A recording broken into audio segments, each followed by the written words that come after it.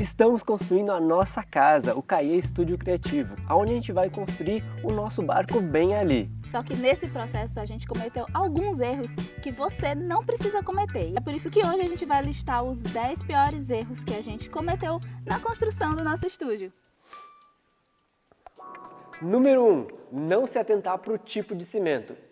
Cimento não é tudo igual e nem todo mundo sabe disso. Inclusive, muitos profissionais nem se atentam a isso. Você sabia que o cimento tem vários tipos, CP2, CP4, CP5, e isso faz muita diferença no estrutural da obra e também na parte visual. Olha só, aqui ele está amarelado, aqui ele está escuro e aqui ele está claro. Isso tudo é pela diferença de cimento que veio, cada um numa especificação e também por diferentes marcas. Isso para uma obra de tijolos aparente, assim como a nossa, pode ter um custo muito alto, porque agora a gente vai ter que dar um acabamento final com uma pintura, isso vai levar tempo, dinheiro, algo desnecessário, só por uma falta de atenção. E isso aqui é só um resultado visual, mas também esses tipos de cimento têm um resultado físico, porque eles não são tudo iguais, apesar de que às vezes você vai num depósito, você pede, eu quero o CP4, eles dizem, não, é tudo a mesma coisa. Não é. Tem diferença na formulação e tem diferença na resistência final do serviço que vai ser feito. Além do tipo de cimento,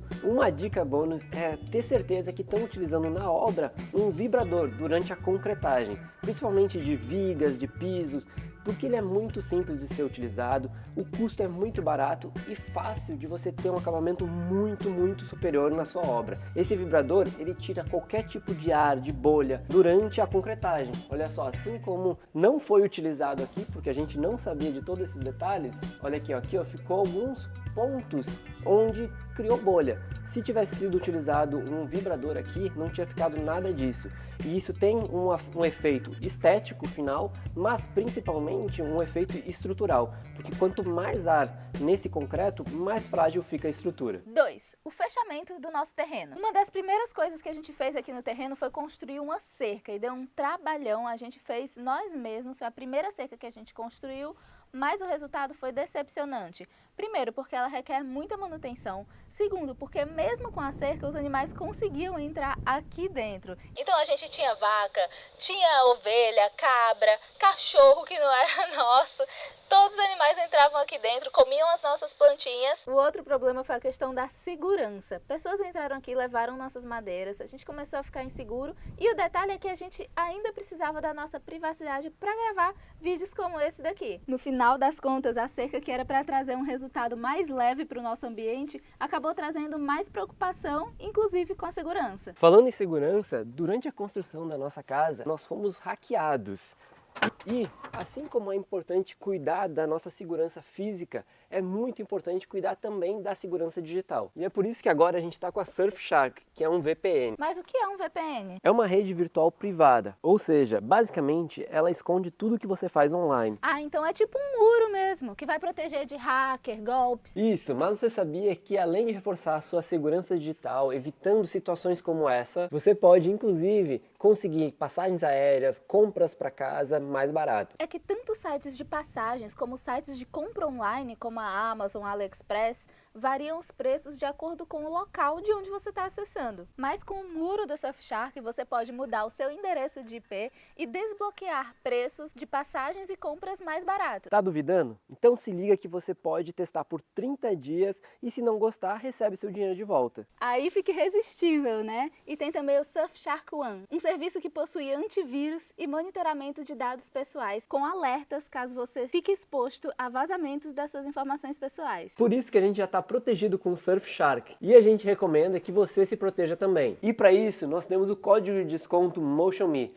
para te presentear com 4 meses extra. Então já acessa o link que eu deixei na descrição para navegar bem mais seguro. Erro número 3. Abrir uma porta nos fundos. Essa daqui é a nossa área de oficina, um espaço onde no futuro a gente vai construir o nosso catamarã elétrico. E ela vai ser assim mesmo, bem bagunçada. Mas o que eu senti falta por aqui foi de ter uma porta.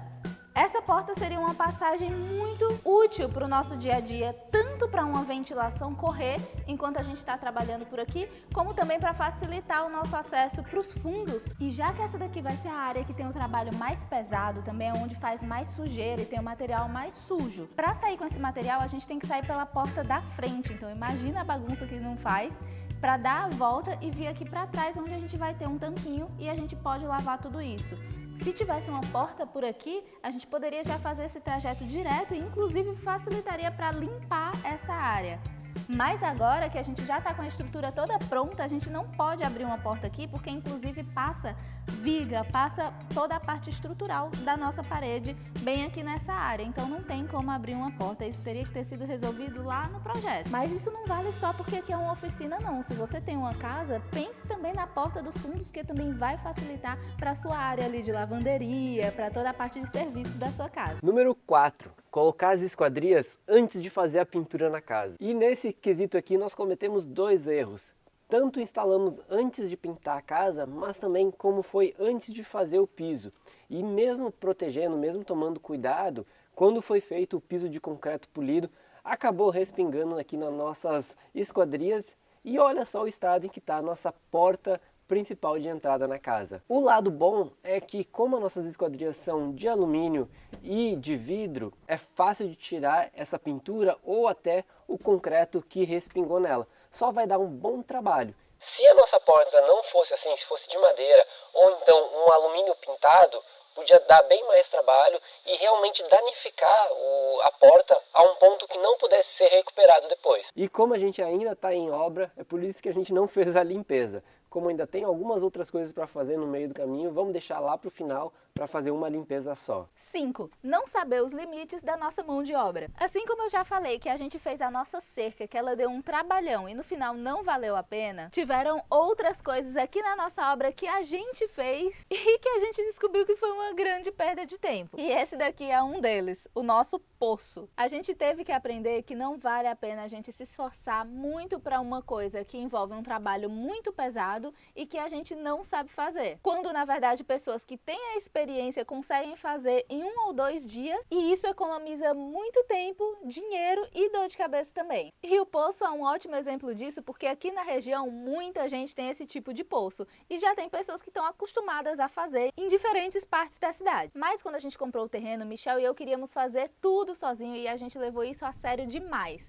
O poço, por exemplo, era uma coisa que a gente poderia ter chamado alguém para fazer, a gente não teria perdido nosso tempo, dias de cansaço no sol quente trabalhando, para no final a gente resultar com esse poço aqui que nem sequer ficou legal. 6. Não ter feito o concreto polido aqui no mezanino. Quando a gente fez essa laje, a gente ainda não tinha decidido que tipo de piso a gente ia querer colocar aqui no mezanino. Mas a gente já sabia que a gente ia querer o concreto polido lá na área de baixo da oficina. O problema é que a gente se apaixonou pelo concreto polido porque além de super prático, ele é fácil de fazer e dá um resultado muito bonito. Mas aí para fazer aqui em cima já era tarde demais, porque ele precisa de uma espessura de material que aqui pra laje já não dava. E aí a solução mais próxima é o cimento queimado. O problema é que esse cimento queimado deu muito trabalho para fazer, a durabilidade dele não é tão grande quanto a do concreto polido e todo esse trabalho poderia ter sido poupado se a gente tivesse feito tudo já no momento em que a laje foi construída. Agora, quando a gente cansar desse piso, uma solução é colocar o piso vinílico, porque ele não tem muita espessura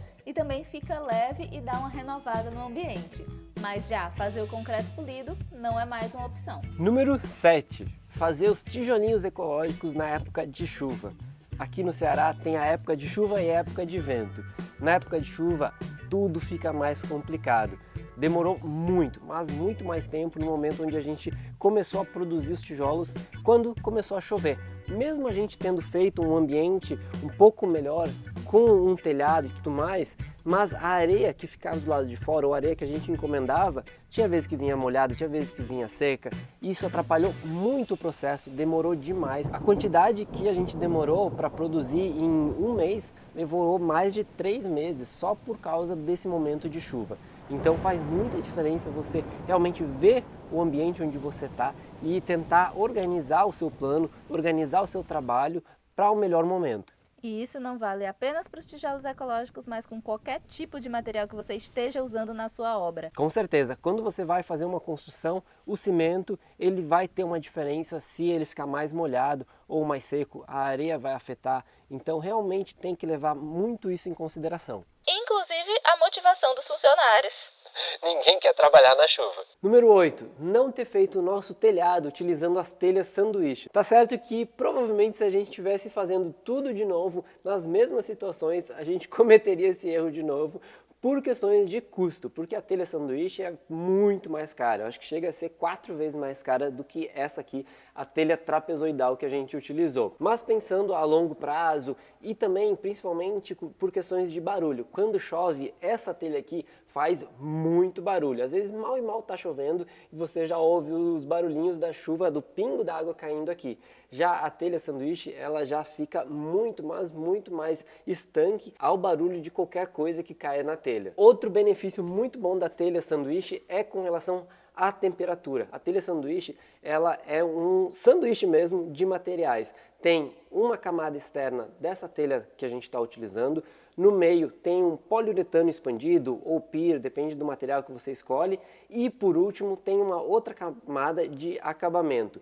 Então essa espessura de 30, 50 milímetros dá um isolamento térmico muito bom para o ambiente. E para lugares quentes, assim como no Nordeste, onde a gente está aqui, isso faria muita diferença. E também o acabamento final é muito mais bonito, porque a telha sanduíche ela tem um acabamento liso e pintado. Você pode escolher diferentes cores, pode ser branco, então é quase como um forro junto com a telha sanduíche. Por isso que quando nos perguntam, a gente sempre recomenda utilizar a telha sanduíche, porque os benefícios dela são muito grandes, mas infelizmente com todos os gastos que a gente estava aqui no estúdio, a gente acabou não podendo seguir o nosso conselho. 9. Não ter feito o piso da entrada antes. A gente enrolou muito para fazer esse piso da entrada e nesse meio tempo, o período de vento trouxe muita areia lá para dentro do nosso estúdio. Foi um sofrimento que poderia ter sido evitado, porque fazer isso aqui não deu tanto trabalho quanto a gente imaginou. O problema é que era a primeira vez que a gente ia fazer esse piso e o Michel estava preocupado com todas as etapas que ele ia envolver. Então teve a parte de planejamento, de preparação, colocar a ferragem, colocar a proteção da lona para depois concretar. E no dia que a gente foi concretar, choveu. Então a gente teve que parar tudo e deixar para a semana seguinte. Mas a verdade é que o medo de fazer essa nova etapa atrasou muito e a gente poderia ter feito isso muito antes, porque ela só durou 2 dias. Foi super rápida de executar, ficou super interessante e realmente resolveu o problema da areia lá dentro, que agora está muito melhor. E nem se fala em poder utilizar essa área que a gente não estava utilizando, porque aqui era só uma areia fofa que pra gente não era tão interessante de ficar aproveitando aqui, botar uma mesa. Também às vezes a gente coloca aqui um sofazinho e bota um projetor, tem cineminha por aqui. Por enquanto agora ele tá com esse sombrite pra gente aproveitar um pouquinho da sombra, mas é claro que depois a gente vai melhorar essa parte também, mas já tá dando pra curtir muito mais a nossa área externa desde que a gente fez esse piso. A gente sempre fica trabalhando por aqui no final da tarde e é uma delícia. Sem contar no dinheiro que a gente botou fora em areia que voou lá pra dentro, que voou para outros lugares, porque aqui mais de uma vez a gente colocou areia, deixou tudo do jeito que a gente queria, veio a época de vento e tirou tudo muito rapidinho. Tudo embora. E agora o 10º, mas não menos importante, é o nosso quartinho da vergonha. O quartinho da bagunça que deveria ter sido maior. É claro que para ter uma área de oficina, construir um barco, a gente sabia que a gente ia precisar de um quartinho para guardar tralha, material, ferramenta, tudo que for sobra. Só que a realidade é que a gente subestimou todo esse espaço. Toda essa área aqui a gente pensou para ser dividida. Para esse lado ia ser o quartinho da bagunça e para esse lado ia ser um pequeno lavabo, só com sanitário e uma pia. Mas agora que o caos tomou conta e tá tudo dominado ali dentro por uma bagunça geral, não tem mais divisão de lavabo e a gente nem sabe se vai caber um lavabo aí no futuro. Desse lado a gente até começou a organizar, improvisando algumas prateleiras, colocando um painel de ferramentas desse lado e é claro que tudo isso a gente ainda quer melhorar depois que tudo estiver mais dividido. Só que desse lado aqui foi uma bagunça e caos completo, não tá dando para dar conta dessa situação que é claro, ainda tem muita coisa da obra envolvida. Eu espero que no futuro esteja melhor, mas já deu pra perceber que o ideal seria ter pensado um quartinho da bagunça bem maior do que esse aqui. E se você tá aí pensando, eu não vou construir um barco, eu não tenho uma oficina em casa, ainda assim considere com carinho o seu quartinho da bagunça, porque é sempre melhor ele ser um pouquinho maior do que o necessário do que menor. Menor sempre vai ficar enclausurado, bagunçado, você nem vai saber por onde começar a arrumar. Se ele tiver um pouquinho mais de espaço, ele já dá aquele respiro para você conseguir entender e dividir. Ah, esse é um espaço de ferramentas, esse é um espaço de material de limpeza, esse é um espaço de materiais que sobraram. Então, tudo vai ficar mais fácil se você tiver um espaço a mais. Então, conta aqui nos comentários qual desses erros você acha que foi o pior e até breve!